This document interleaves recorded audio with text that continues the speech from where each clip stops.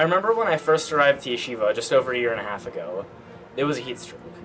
So we finally arrived into the dorms. I put down my suitcase. I built my fan because we didn't have an AC unit. And I set my bed, and I hadn't even unpacked yet. And I was just staring up at the ceiling, laying down my bed, thinking to myself, where am I? What have I gotten myself into? What's going on here? So this week's Parsha is Parshat Lecha, and Parshat Lecha, I believe, also deals with this sort of feeling. So in the first pasuk, God tells Avraham, Lech lecha me'artzecha mimoladetecha mibeit avicha el haaretz asher areka. Avram, go from the land you grew up in, go from the place you were born, go from your father's house to the land that I'm going to show you. So the Ramban asks a question. He says, why does the pasuk need to say from your land, from the place you were born, and from your father's house?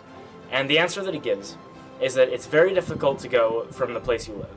It's even more difficult to go from the place that you were born. And it's even more difficult than that to go from the place where your family is, from where your father's house was. What he's trying to say is that when you change environments and you move somewhere new and you have new opportunities, that's a very, very difficult thing to do. It's very difficult to just pick up and leave, and when you find yourself in a new scenario, it's not going to be easy. But there's a reason that we should move to a new environment. Rashi says, why does the pasuk say, Lech lecha, go for yourself? And the answer is, it's for your benefit. It's for the good. It's for your own good things that will happen to you. He says that in the place where Avram was from, he wasn't able to have children, but now that he's moving to Eretz Yisrael, he's going to be able to have children. I think Rashi is trying to tell us a very important lesson, and the Ramban, they're both trying to tell us a very important lesson.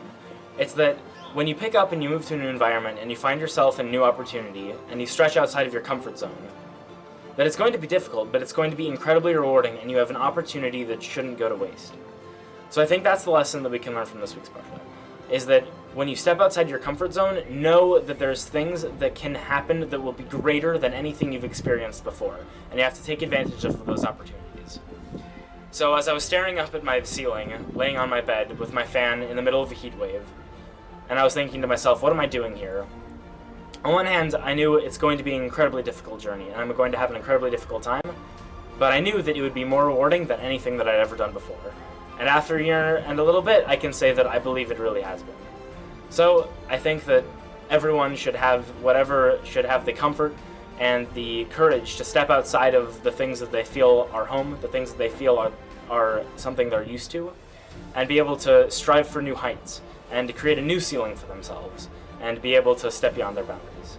Have a good Shabbos.